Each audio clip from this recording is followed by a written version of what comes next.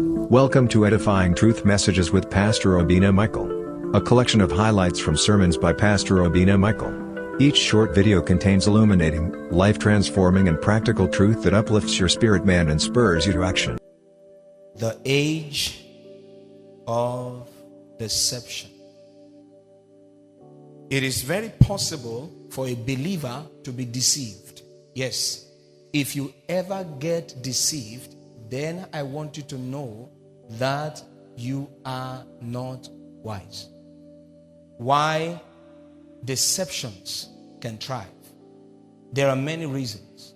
One of them is ignorance. When you lack the vital informations, the light required to help you, then you will sure be deceived. If they deceive you, you lack wisdom.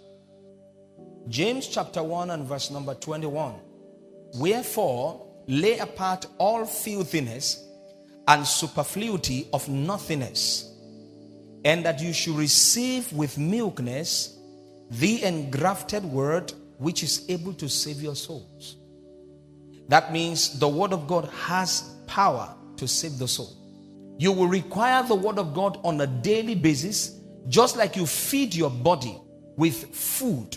You will need to feed your soul. The Bible tells us that we renew our mind. You must do that every day. If not, you're going to think like the rest of the world and you're going to talk like them and act like them.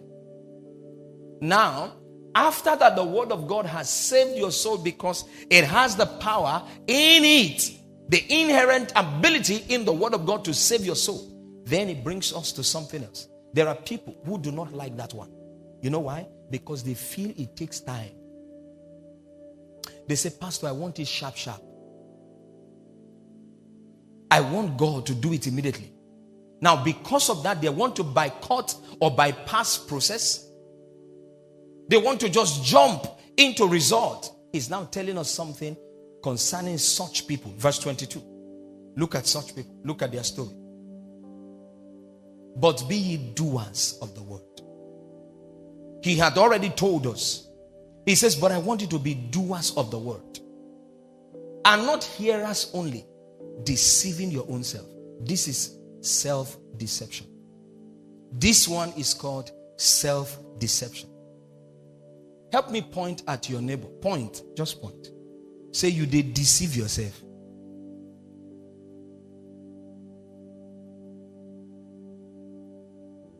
They already said in the word that you can't eat your cake and do what?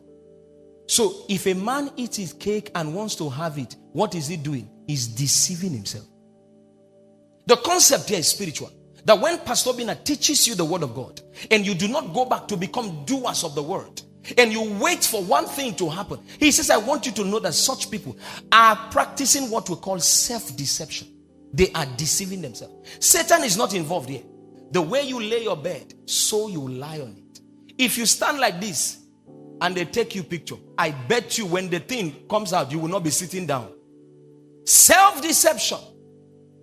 When for the time you're supposed to prepare, you didn't prepare. I want you to know that there is someone who has been prepared at the back side of the mountains. They will take your place before you.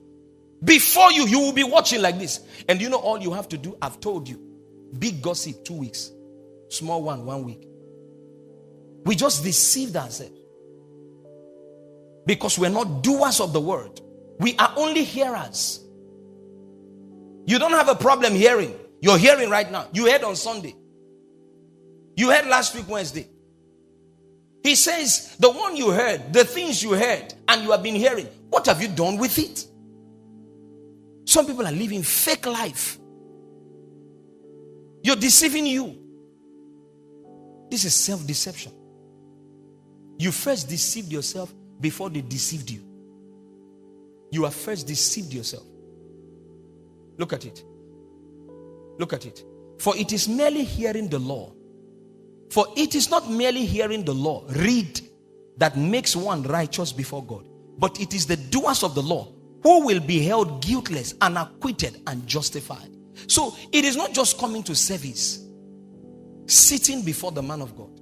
It is what is your life. What are you doing with what you have heard?